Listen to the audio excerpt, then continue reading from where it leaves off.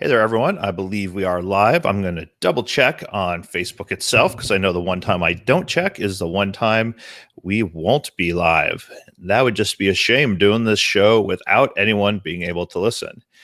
And there is my smiling face. Hope you all enjoy my haircut. It had been a little overdue at 9 months, I think, in between getting haircuts. So now I have nothing hanging in my face.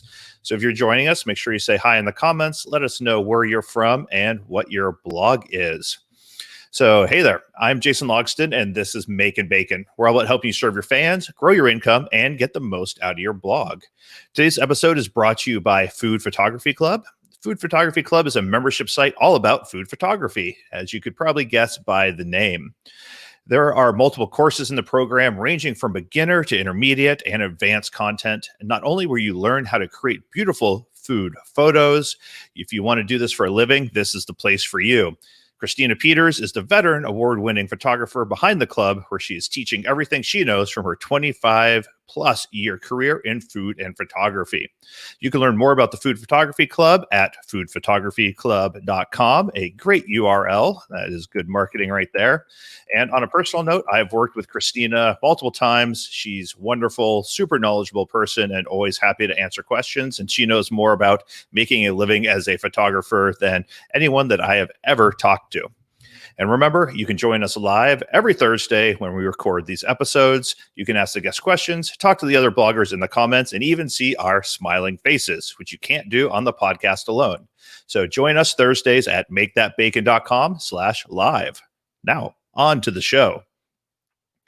As bloggers, we often get into the habit of writing posts, taking photos, and posting on social media, but we often lose track of where we are going or who we are writing for. Luckily, today's guest is the perfect person to help us out. She is a food blogger, content creator, marketer, and personal branding specialist. She studied the fundamentals of marketing and got creative working with entrepreneurs across different industries. She's seen the highs, the lows, the strategies, and the tactics. She lives and breathes marketing, branding, and business. So I can't wait to learn from today's guest, Omaily Lucas. Omaily, welcome to Makin Bacon. Hi, Jason. Thank you so much. I am very excited to be here. It's great having you here. And I think you might be our furthest away guest on this show. Really? I think so. You're on Curacao, is that correct? Yes, I'm in the Caribbean. Yes. I am jealous right now. It's 50 degrees and raining here. Well, it is quite rainy these days because we're kind of in the hurricane season. But that's, here it can be a good thing because sometimes it can get really hot. So it's nice, to have a little bit of rain for the trees and everything. So it's good. It's good. I can't wait to dive into talking about modeling your business and the other topics. But before we get started, I always like to ask, what is it like around your dinner table on a typical day? Oh, good question. Usually around the dinner table, you would find me and my boyfriend. And we often, like when we cook, like right now, we don't do that as much because we just had to move from our house. But usually we would have like pots and pans on the table. We're like that. We're the type to put all the pots and pans and just dive in. We love actually family style dining. So that's kind of how we do it. We used to live. We used to like live in rooms and things like that, so we didn't have like a place to like sit at a dining table and eat.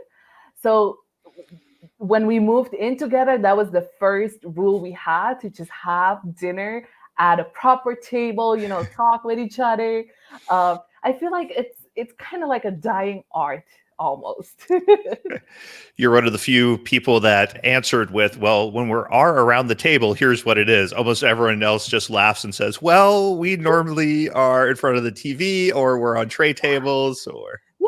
Yes. Even if I'd like to, like, cheat once and dine just in front of the TV, like my boyfriend always still sticks to like the dining table. So I feel like I feel pressure to like go to the dining table and have like a proper sit down. Some good peer pressure forcing Yes. you to have social time with people you care about. Exactly. Yes. What's your favorite meal to serve family style? Who? What is my favorite? Well, I think it's. I don't think we actually have one favorite. Well, there are. I know my boyfriend is Dutch, so he likes like a very typical Dutch meal, which is potatoes, meat, and then veggies, like boiled veggies. And for me, that is like the worst type of meal I can have. I mean, that is so boring, but he insists on having it. And he always needs to have like applesauce with it and mayo and things like that. But I like everything. I just like having something different every time. So that's how I often cook.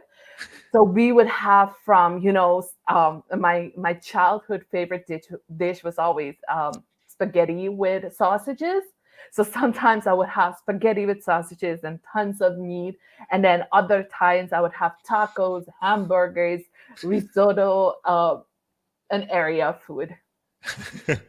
I love that. He's like, no, I just want the typical, like almost like American Midwest meal that like Yes, my parents grew up on. It's like, no, this is standard Dutch and yes, mid Ohio. It's exactly. So I feel like many food bloggers start off blogging as a hobby. They're just kind of doing whatever they want. That's how I got started. And then it can be a hard transition when you actually decide that, I want to turn this into a business and start really making a money. How do you go about planning what direction that, you want your blog to go as a blogger? Yes, I think almost all food bloggers that I've talked to had indeed started their blog because of a hobby. The thing is that food blogging is quite an expensive hobby. So, you have the food you have to make, all the apps you need to buy, the photography gear. So it's quite an expensive hobby. So at some point, I think all food bloggers realize like, okay, I'm getting some traffic. This is looking good, and this is also costing me money. Yeah. So I'd like to earn a bit from my blog. And the usual route would be trying to do ads, sponsored posts, things like that. Um, but I think like the first step you need to make if you really want to make money with your blog is defining what it is. What type of blog do you have and for who is it? Because in the beginning it's often you have this idea or you have these dishes that you like and you put it out, but at some point it has to become something that really serves the reader and not serve everyone out there, but serve one specific reader, one type of person. So the first thing I would advise every food blogger who wants to go to like the more business route with their blog is to identify what your niche is and who are you serving. Those are the main elements that you need to really be able to grow your blog eventually. Yeah, I think there's so much talk in especially food blogging, but blogging in general about different tactics, about how you increase Instagram engagement, how you grow a Facebook group, how you do SEO keyword research, and there's a lot less talk about why you would want to do a specific tactic and Yeah, whether or not it even fits into your strategy whatsoever. yeah. Um, how do you narrow down what tactics, like what directions you want to go? There's so many blogging outcomes. How do you think it's a food blogger that goes, okay, I do want to go somewhere, how do I narrow down where I actually do want to go? Yeah. The when you start honing in into your strategy, you kind of get the answers to all the tactical level questions. And how you eventually get to the strategy. And I think some bloggers kind of get stuck here, like, oh, what niche do I choose? What audience do I choose? Because before that, they get a different type of audience. They have different type of audience, um, and maybe they're putting different type of content. So I think the first thing you have to ask yourself is, who do I want to attract? because there's no point in creating this blog or defining a niche that you're not passionate about, because you have to realize that you're going to have to make content for a while for this specific group or this specific topic. So ask yourself, what who do I want to attract? How do I like to serve them? And when you start from your internal motivation, you have more passion to pursue whatever avenue you want to pursue, but also it flows much easier. So the first step is to ask yourself what you'd like, and then look at the data you already have, because that's the goal that many food bloggers have, and sometimes don't even realize they have so much data already. Go into your Google Analytics, go into your Instagram Analytics, for example, and look at what what are the type of people that I'm attracting, and does that match the type of person I want to help, I want to attract to my blog. I love that concept of what type of people do you want to attract? Because there are so many different writing styles. There's so many different types of content you can put out there. And some people get frustrated that it's like, yeah, all my traffic just comes from SEO, and they look at the recipe and they're gone. And it's Yeah, like, well, what do you spend your time on? It's like, well, SEO. Like, well, that's why you're attracting those types of people. And yeah, even from a niche level, I think it's really important. I got started writing about sous vide cooking, which is like the low temperature precision cooking. And it was 10 years ago. There was no books out about it, really. Thomas Keller's Under Pressure just came out, and it was something that a lot of high-end chefs were really focused on. And I looked at that, I was like, I don't have the skills or the knowledge to compete with Thomas Keller, who's a 3-star Michelin, chef. He's one of the best chefs in the world. And so I really defined my niche as simplifying sous vide for home cooks, for explaining it in a way that's like, hey, here's how you can make a chicken breast really easy when you're busy. And some people didn't care about that because they wanted, Michelin food. And I'm like, great, you're not for me. yes. So I'm not going to worry about this. Yeah, and you have to be comfortable with the fact that you are not going to please everyone. And that is actually the best type of branding and marketing you can have, when you attract some and repel some.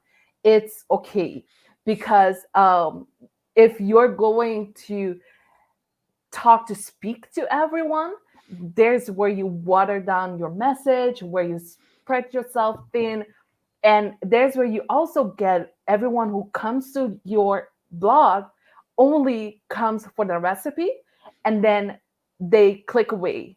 They don't actually spend time to be on the blog, because if I take, for example, myself, I love hamburgers. I'm a burger geek. Preach. Everywhere I travel, yeah, everywhere I travel, I just have to taste their burgers. So if I come across a blog that is really specific on the burger, I assume that the blog will also, like, one blog post will include like the type of meat they use, the temperature, how the techniques that they use. When I see that, I'm like, I'm sticking around. I want to follow them. I want to see um, what other information they share. I mean, I don't have a restaurant where I'm cooking burgers, but I'm still geeky enough to want to try out whatever they say, and I will still, be try to recreate whatever they're teaching. But if it's not as specific, then I will just go and look at the recipe, and then I'm gone. That's it, because it doesn't provide me any added value. It doesn't fulfill a wish. It doesn't solve a problem for me. It's just a quick transaction. I think it's Seth Godin that says, if you try to please everyone, you'll please no one, and you end up not speaking to any audience at all. And it feels Exactly. really weird to limit yourself and to only talk to a few people, but it is so much more powerful that when they know what to expect from you and from your posts and your content, like, they tune in to hear your viewpoint on whatever topic it is that you're talking about. Yeah, and I what I often see is that bloggers get really scared because they're very multi-passionate, and I understand that. I have the same thing. I'm an Enneagram 7, so I go from one thing to another. um, so I do get that, but the thing is that you have to think you have to think about it as not that you are limiting yourself to just one thing. Think about that you're focusing on one thing for this moment. You may be able to, venture into something else or add a different niche or broaden your niche in the future. But start with one. When you have one down, then move to something else. But you have to start somewhere and start doing it really well, because the industry is so cutthroat. It's there's so many competition. So you need to be able to stand out, and the only way you can do that is if you can excel in one area. I love the concept of this decision is for the next X period of time. I was talking to someone in my mastermind group and she couldn't decide between a few niches. And we said, okay, here's what you should do. Pick one of them. And for the next 3 months, only write about that topic. And then after 3 months, you can write about another topic if you want, or like that will focus you. And that way there is no right decision. It's only 3 months. That's Yes. not that hard to do.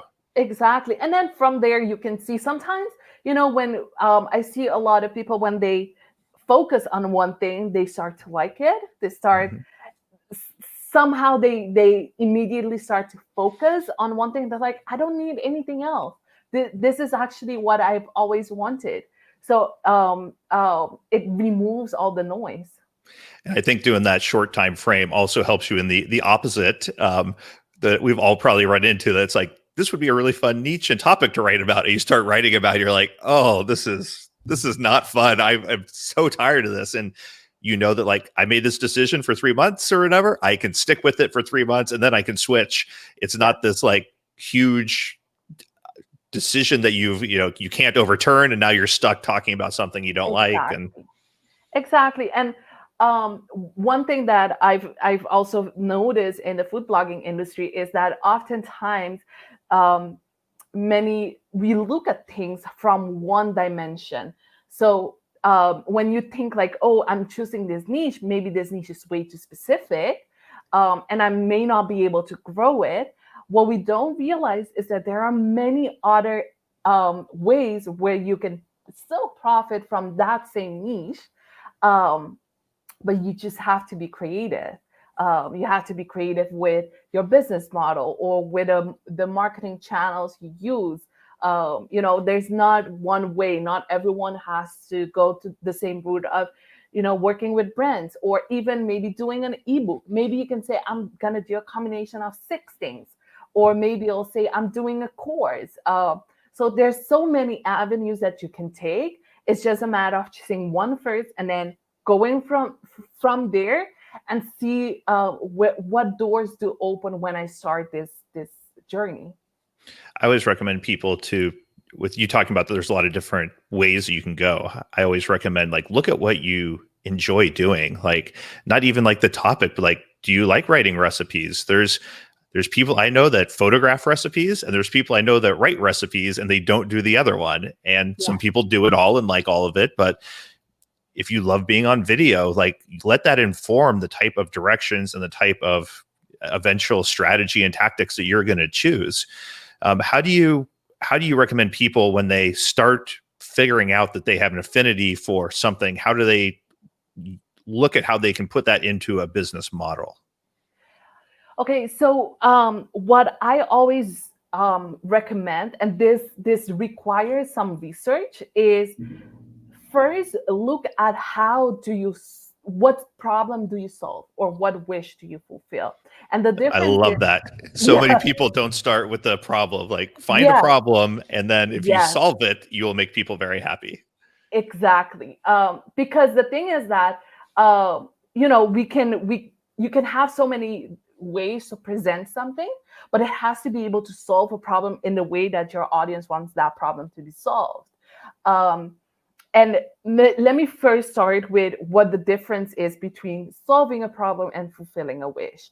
Because sometimes, especially in the food industry, not everything is a problem. Yes, we have to eat, but there are different ways that we nourish ourselves. Sometimes it's just a luxury. Sometimes we just want to go to a Michelin star restaurant to feel good about ourselves.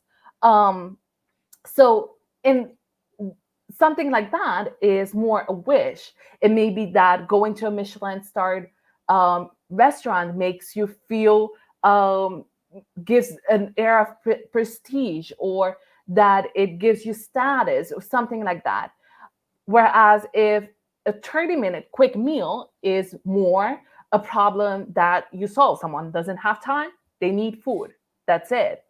Um, so once you know, okay, what is the problem that I solve? And you can identify this in your own blog already, like with the content you're producing. Ask people maybe that reads your blog, like why do they read your blog? What do they hope to get out of it? Or why do they like it? You can ask your email list, you can ask your Instagram following, you can even ask your family. It's as easy as that. Um, so, for example, someone who is, let's say, someone who does entertaining at home, maybe the problem you're solving for people is that they may be young. They may just start entertaining. They have no idea what to do. They're not very kitchen savvy. So you make it simple for them. You make entertaining simple for them. Whereas if I take, for example, my own blog, I'm not really solving a problem, but I'm offering people a space and a community where they can explore their own culinary adventures, where they can, really spend time in the kitchen, do something fun with people. Um, so once you know whether you're fulfilling a wish or solving a problem, you can go even deeper and asking your audience, doing an actual research, interviewing people in what ways they would like it to be solved. Now, you have to be really careful with this, because it's like with tech. Like no one ever said, "Oh, well, I want to make calls, so give me a smartphone."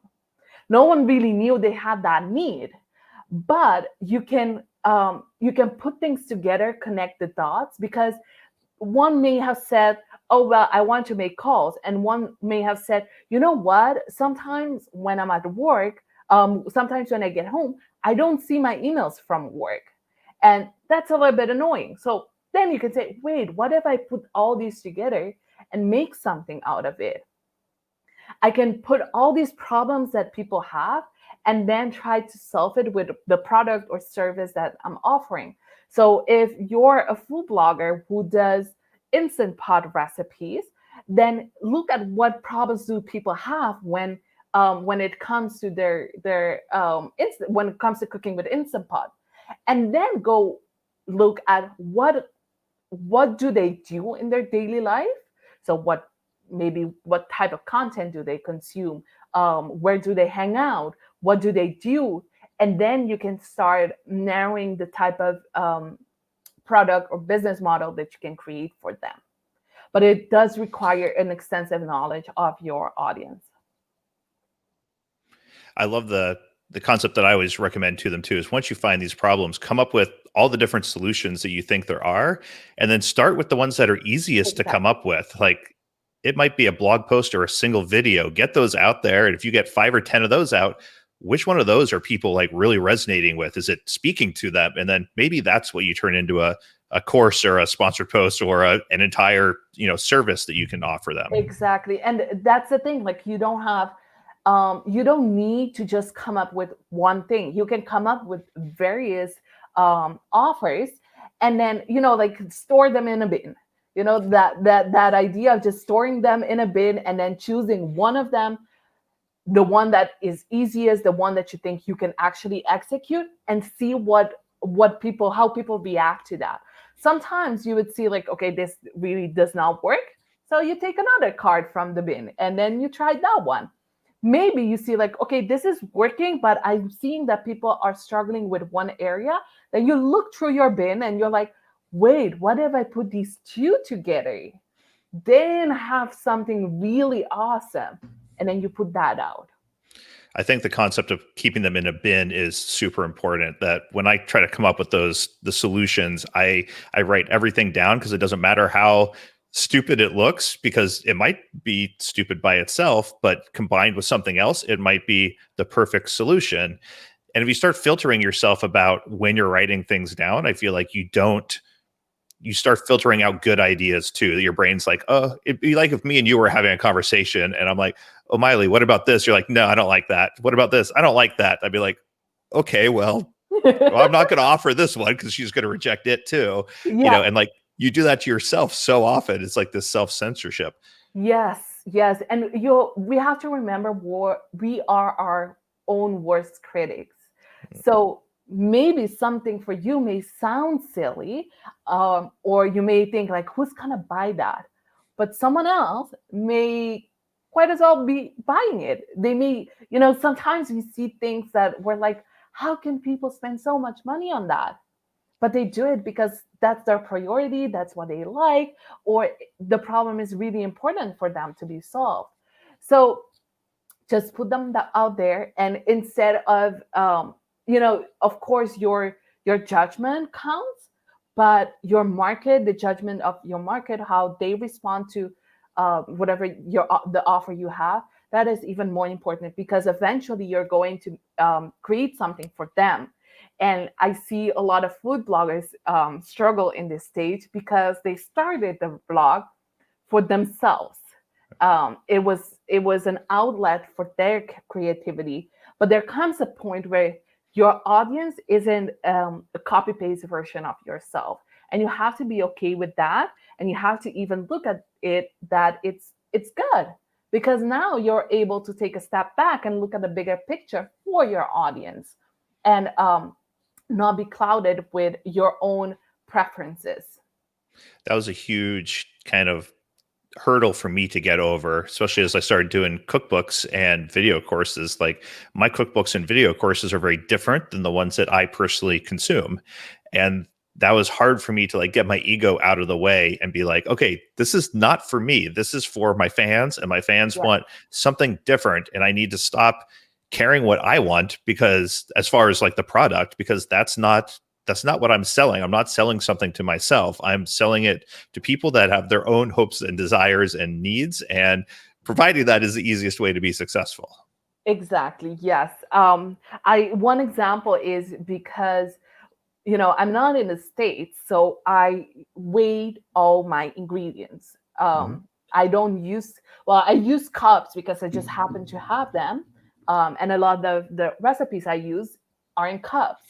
But the thing is that there are certain things that when I see in cups, I'm like, how can I put this in cups? Like, how can I put a cold butter in cups? Um, but I do understand that for the American audience, that is how they do it. So now when I have to make the recipe, in the beginning, I was like, I don't want to make my recipes in cups. I just don't want to. It doesn't make sense. I don't know how to do this. But then at some point I realized I'm not doing my blog for myself. I'm doing it for others as well. So I just have to present whatever it is that they want. So now have both. Problem solved.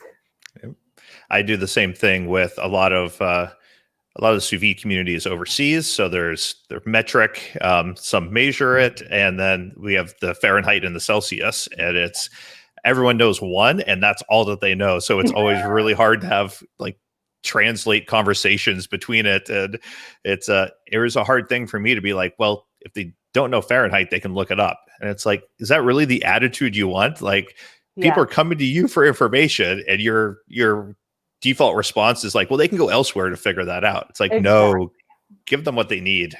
Yes. Yes. And it comes back to just serve your audience in the best way possible, in your business model, in your marketing, in your content, whatever it is, you need to be able to serve them well, which is why you need to know what they need and what they want, what they expect from your blog and your offers. And of course, this is all in the context of your perfect kind of avatar, the person you're writing for. That if you find yourself like, oh, we're going down this rabbit hole of I'm doing content that I really hate writing about, then it's time to change your avatar to something that you do want to serve and kind of support. Exactly. Yes, yes. Your avatar is so important. And what I often see is that food bloggers, they make like a quite standard, the basics of avatar. So, they would have like a persona, the name, the age, the demographic elements. They may have some psychographic elements like the likes and dislike, but often it's just their gut feeling. So it's based on whatever they think their audience is, or sometimes it's even based on themselves, which is a good way to start. But when you want to really monetize your blog, and create offers, products, whatever, it's important to go a little bit deeper. And I know that for bloggers it may cost a lot to do like a whole questionnaire, and because a questionnaire you need a lot of people. So in that case, I often recommend people just schedule maybe 5 to 6 interviews with people that follow you, or people that you think you would like to follow you, and then see what they have to say. Ask them question as if you're doing a coffee chat with them, to really get most of the information out of them.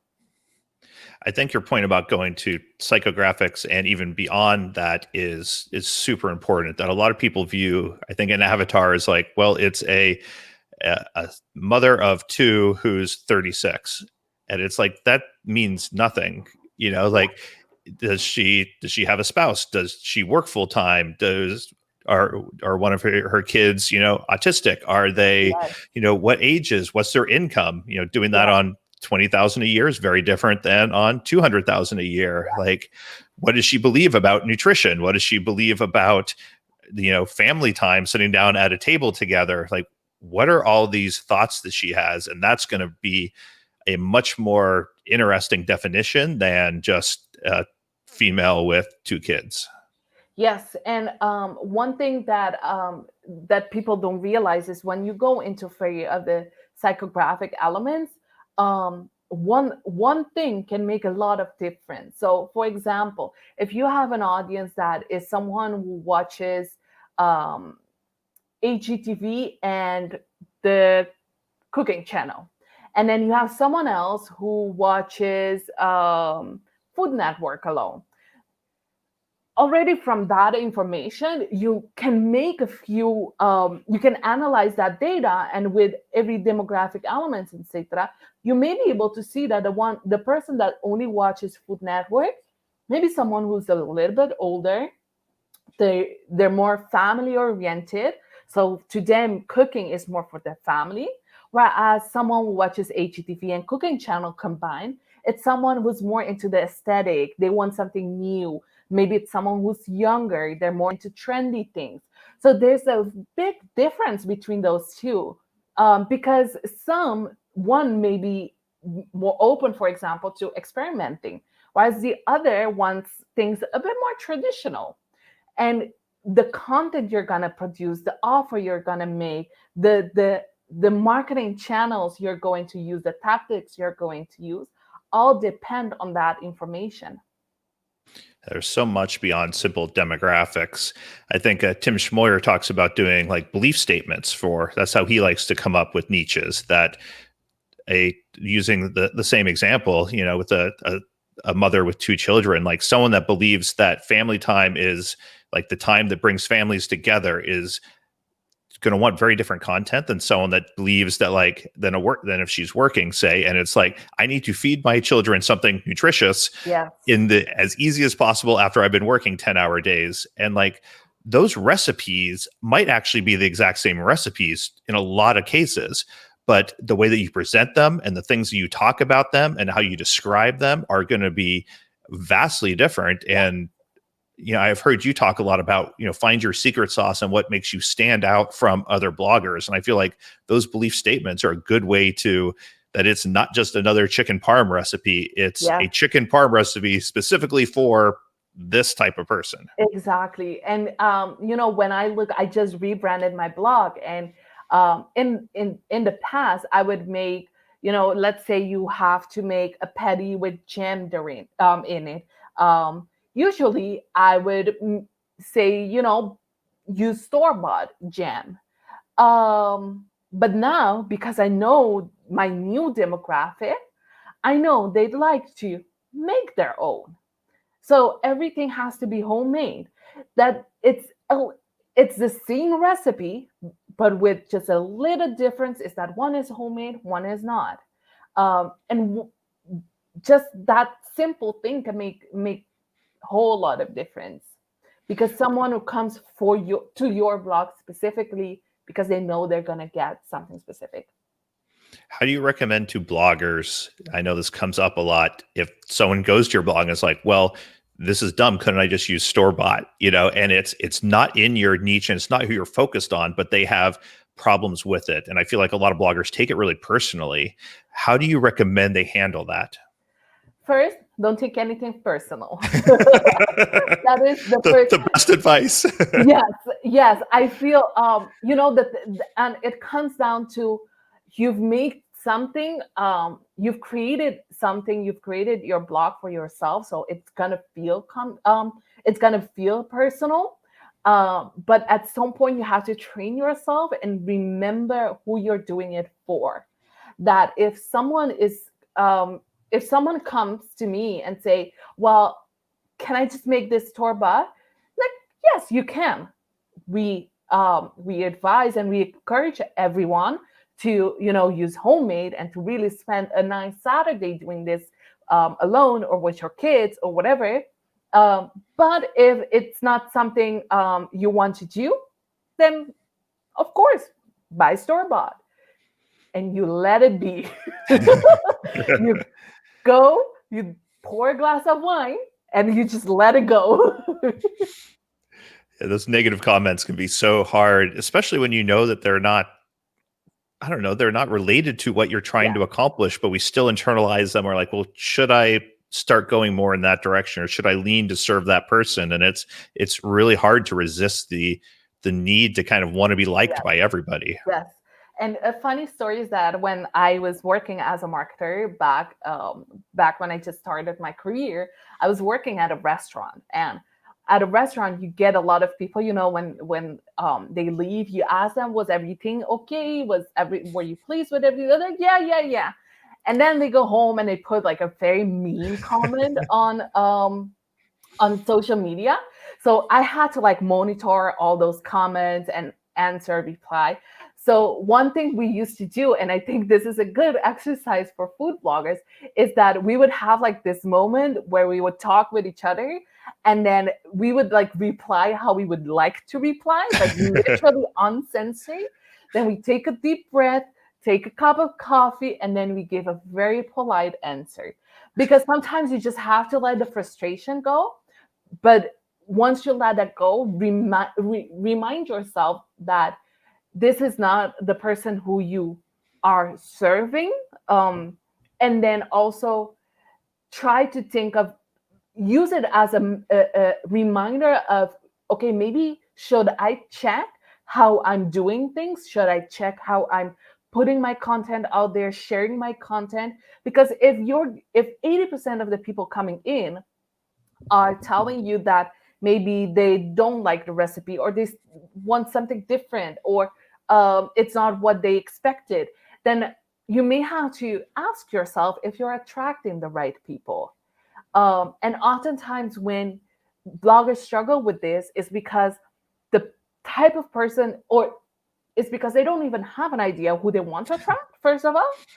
And if they do, then it's not specific enough, or not tailoring to they're not tailoring their actions to the audience. So for example, I know Pinterest is very big for traffic for food bloggers, but I've interviewed quite some people that are very food lovers, and they don't use Pinterest. Mm-hmm. So then the question is that the type of audience you have, or is your audience really on Pinterest? Are they more in Facebook groups? Are they more on Instagram? What communication channels do they use? And which one can you leverage best? I think that's really interesting. Just looking at the different ways you can get in front of people, and especially like you're saying, a lot of what you've been saying, boils down to know who you're trying to attract and make sure you're doing it. And if you're trying to attract, say, vegans, and you found that when you post on Facebook, like the top 10 like comfort foods, a lot of people click on that, but a lot of them are expecting meatloaf and pot roast and chicken parm, and they're like, "What? Why is all this vegan?" Like, it doesn't matter that you're attracting a lot of people from Facebook or Pinterest. You're attracting the wrong people. So you might want to change it to attract more of the right people, even if it's less people overall. Yes, yes. It's exactly that. You have to be really mindful, because sometimes with food blogging, even though we would like to focus on quality, sometimes we immediately think about the quantity, because we think, okay, more traffic means more ad revenue. So I need to increase traffic, increase traffic, increase traffic. But you want to think about the quality of that traffic, because you can increase it, increase it, increase it, increase it. But how long will all those people stick with you? How sustainable is that? And I know for a fact that many food bloggers are not in it to just do it once, because food blogging is a long game. So I know that they really want to do it for a while and really build something that is sustainable. So you have to be able to understand the behavior of your audience, like when they're coming in, are they sticking around? How long are they sticking? Are they becoming like super fans? I always say, like, you want to have an audience of super fans that will help you get a Netflix show. There's where we have to go, to the Netflix show. Yeah, I love that. Having those fans that will support you, they have your back. If you get into products and services, they're the ones who will buy it and the ones that will share it with their friends, and they will do marketing for you. Is very hard to get if you're not consciously trying to curate that. Yes, yes. And it's just, you have to think of it. First, you got 10 people in the room, then you got 20, then you got 30. So how many of those can you put in the room and let them stay there? Not everyone is gonna stick around, but when you're very intentional of cultivating a relationship with your readers, there's where you're able to create a group of super fans. So I know a lot of what we've been talking about is, hard, that it is the amount of people you have going to your site matters a lot if all you have is ads. And it's something that I did a whole presentation at Madison's Food Blogger Summit. Yes. I've heard you talk about it a lot. What are some steps and maybe some first steps bloggers can take, that if a food blogger is out there and says, okay, I want to attract the right people, and I want to sell them something besides just ads? What are some avenues that they can explore that you've found can be some good ways that they can kind of separate themselves from just the ad-based blogging pack? Yes. So what I've talked also in my presentation is that the way you monetize your blog defines the experience that you give your readers, and the way you can stand out is by giving them an experience that is different from other bloggers. That means that you have to look at how are you monetizing your blog. If it's only about ad revenue, then the only thing you're focusing on is increasing traffic. Whereas if you're using other avenues for gaining revenue, then you're going to be a little bit more creative, and you're also going to set up your blog differently and your marketing differently. With food bloggers, what I often see is that digital products are really popular, but it's often because it's the easiest way for them to start. Yep. Especially because you do have an audience. Most food bloggers have a fairly good audience, and they have like the advantage of having the traffic and an audience, whereas many businesses that start, they don't have that. They have to create that. So food bloggers can do something that is a more low tiered, low price offer. This can be an ebook, it can be a mini course, it can be even an actual cookbook, a self, going the self-publishing route. You can try to create communities. Communities are a little bit more difficult, so I would say use that as the second step. Um, you can create printables, self-printables. So those are a few of the things that I've seen that can work really well for food bloggers. Also because food bloggers they already know how to create content around that, how to promote that. They are very well versed with Instagram and all the social media channels. So creating a digital product can be very good for them. Um, if going offline, what I've seen, and of course these days it's more difficult, but I've also seen food bloggers to be really good at doing events. Mm. Whether that is doing events for the type of cooking you're doing, or maybe it is in a type of profession, for example, food photography. um, but those, doing an event may be able to create an in-person experience where you gather people and you're able to um, gain money from that, um, as you're building your reputation. Because in the beginning, while you have the traffic, you want to build authority. So that's kind of like the focus.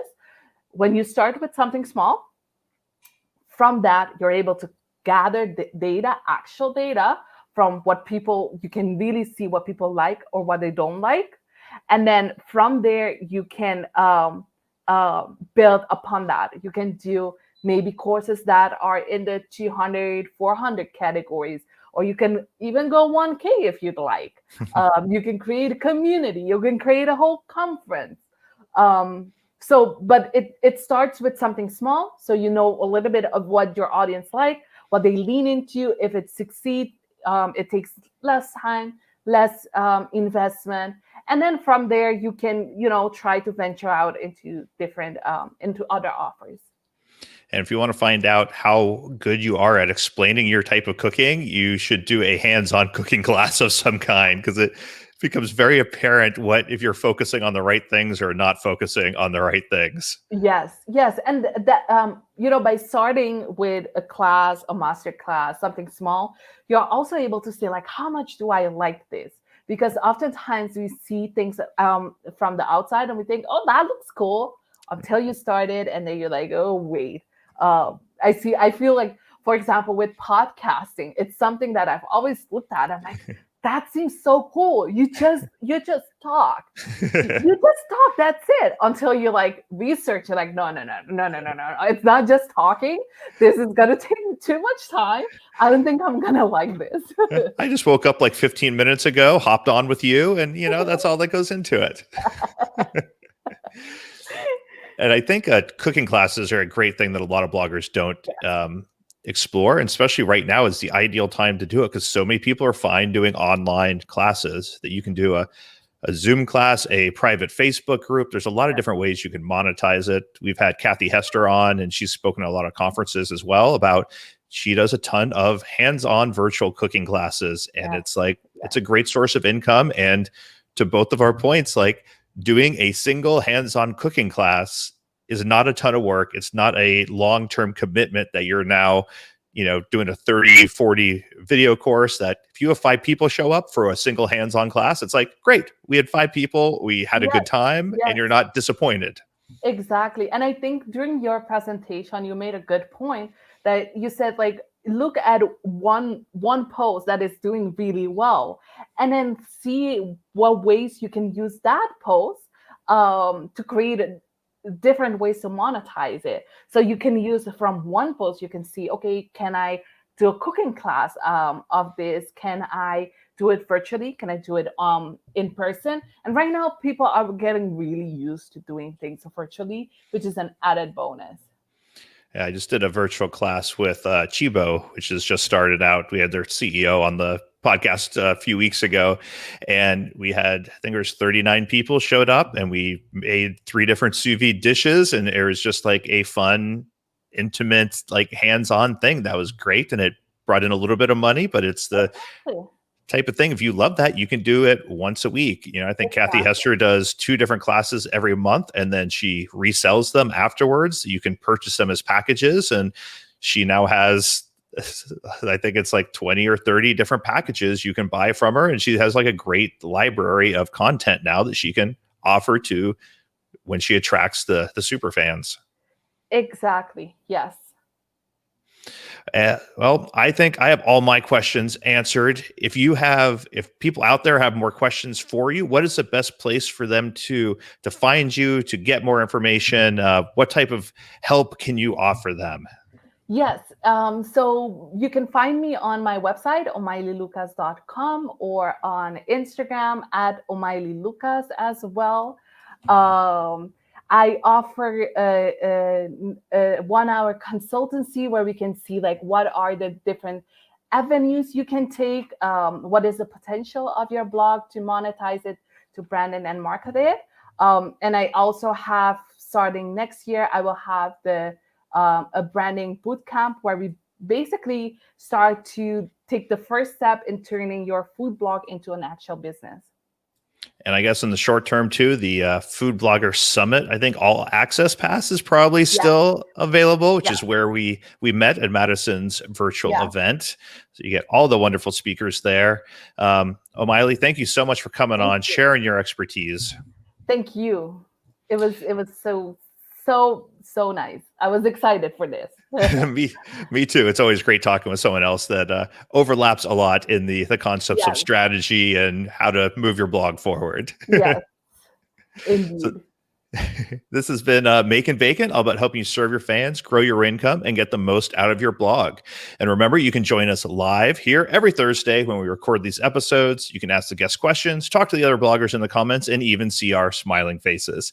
So join us Thursdays at makethatbacon.com/live. And until next time, I'm Jason Logston. See you all next Thursday.